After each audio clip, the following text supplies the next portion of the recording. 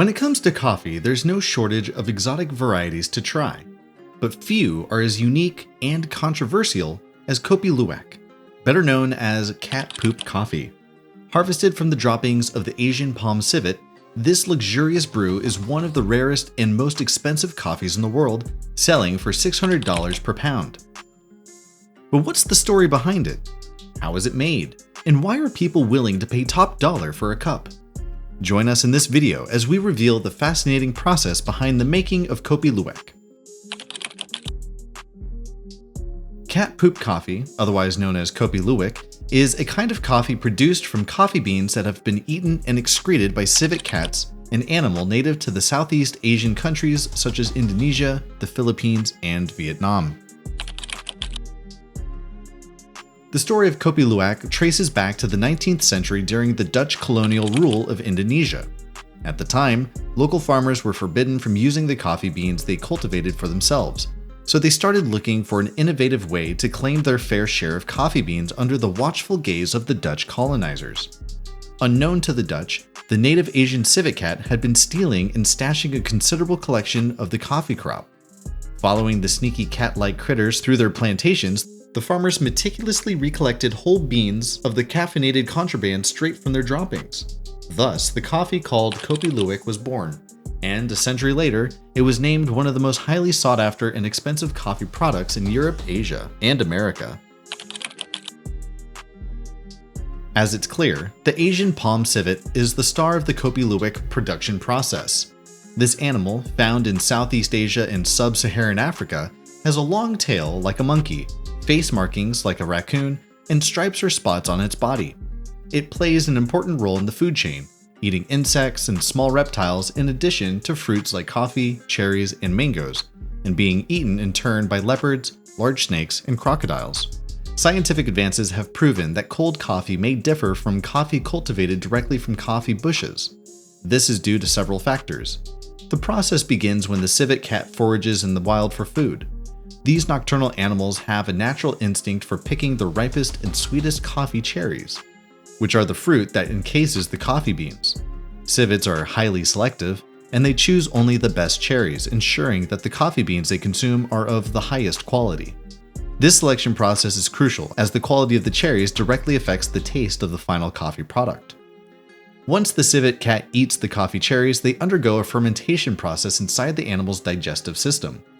As the cherries pass through the stomach and intestines, the pulp of the cherry is digested, but the actual coffee bean seeds remain mostly intact. During this process, natural enzymes and stomach acids interact with the beans, which break down certain proteins and alter the chemical composition.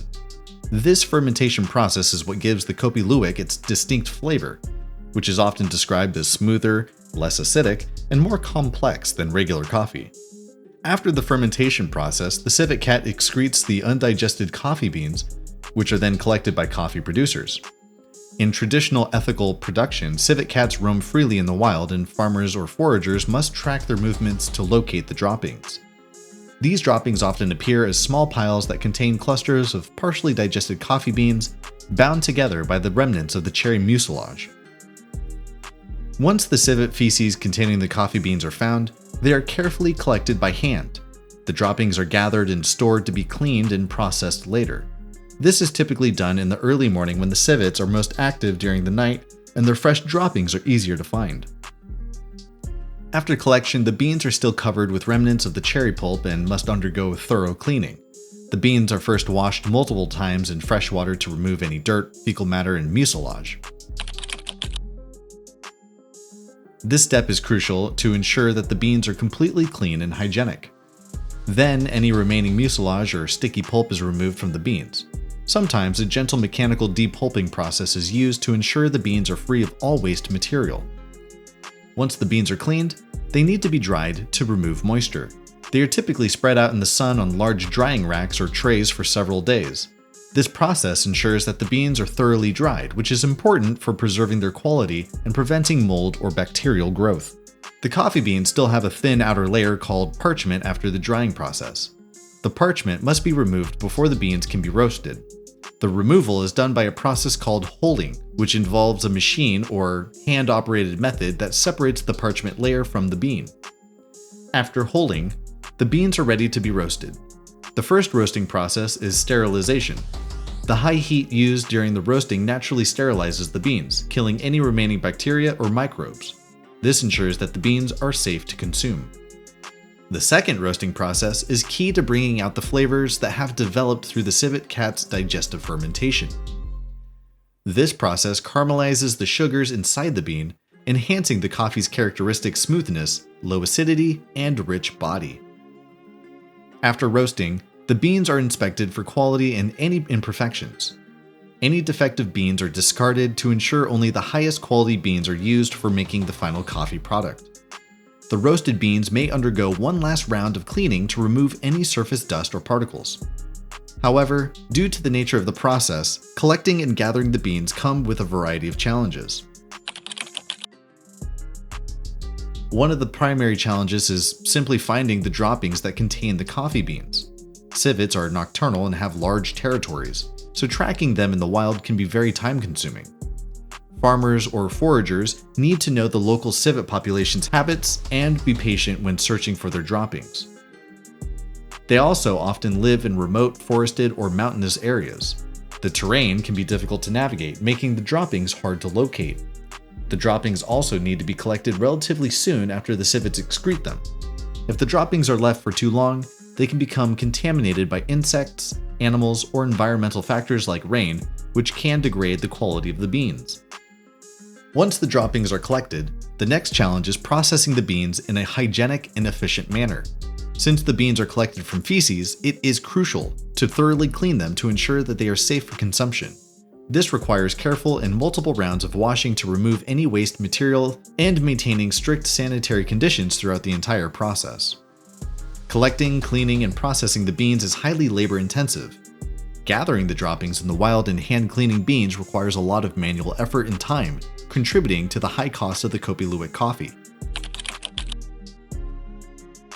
Due to its unique taste and richness, KOPI LUWAK is widely demanded around the world, but its expensive and labor-intensive production process makes it so expensive. KOPI LUWAK beans range from $100 to $600 per pound depending on the source and quality. In high-end cafes, a single cup of KOPI LUWAK can cost anywhere from $80 to $100 or more. Despite the platinum price tag, it is widely demanded in several nations of the world. KOPI LUWAK originates from Southeast Asia, particularly Indonesia, the Philippines, and Vietnam. It is still most commonly found in these regions where it is sold to both locals and tourists. Many Southeast Asian countries are also producers of KOPI LUWAK, with Indonesia being the primary source. One of the largest markets for KOPI LUWAK is the United States, driven by high-end cafes and specialty coffee shops that cater to affluent consumers. In Europe, countries like the UK, Germany, and France have growing interest in specialty coffee, including KOPI LUWAK. It is typically sold in exclusive cafes or by luxury coffee brands. The Middle East, known for strong coffee culture, is also a growing market for KOPI LUWAK, especially among luxury consumers in countries like the UAE and Saudi Arabia. KOPI LUWAK is also sold through various online platforms with both ethical and unethical versions available. Due to the high price and demand for KOPI LUWAK, the coffee has also attracted a counterfeit market. Many sellers falsely label standard or low-quality coffee beans as KOPI LUWAK, making it difficult for consumers to know whether they are getting authentic beans or not. This has led to an increase in certifications and traceability efforts to ensure authenticity. And speaking of ethical concerns, as the demand for this luxury coffee grows, so do the challenges of ensuring that its production is both ethical and sustainable. The rising demand for civet coffee as a perceived luxury consumable has brought about significant change in its production method. No longer do farmers rely on civets visiting plantations of their own will at night. Now, civets are captured and caged for forced mass civet coffee production. Animal welfare is severely compromised for civets indentured in coffee production facilities. As a nocturnal, solitary, and arboreal species, civets' needs cannot be met in the rows of small barren cages stacked several high that line the typical civet coffee enterprise. In such conditions, civets languish without access to suitable environments, exercise, and nutrition. Existing in cramped spaces for many years at a time, civets frequently suffer from psychological distress and physical trauma. Common symptoms include pacing and self-mutilation as civets bite their own tails in attempts to cope, and may sustain wounds as the wire mesh of the cage causes abrasions to their flesh. In captivity, civets are often fed exclusively coffee cherries, which can cause malnutrition.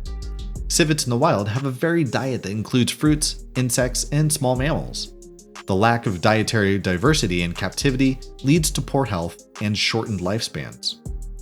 Additionally, many of the civets have no access to clean water and no opportunity to interact with other civets. Additionally, they are exposed to daytime noise from traffic and tourists, which is particularly disturbing to these nocturnal animals. Yet the dangers of mass civet coffee production not only impact the civets housed within, as their removal from the wild also impacts the ecosystem they're unwillingly leaving behind.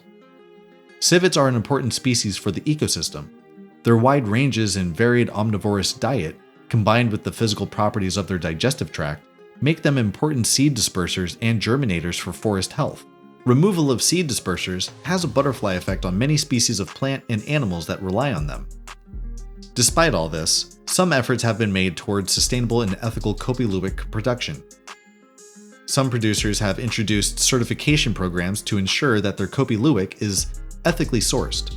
For example, organizations like the Rainforest Alliance and UTZ Certified work with coffee farmers to promote sustainable farming practices, biodiversity conservation, and animal welfare. Now that the secret is out, would you consider giving KOPI LUWAK a try? Or if you've given it a try, what did it taste like? Let us know in the comments section below. Thank you as always for watching, and we'll see you in the next video.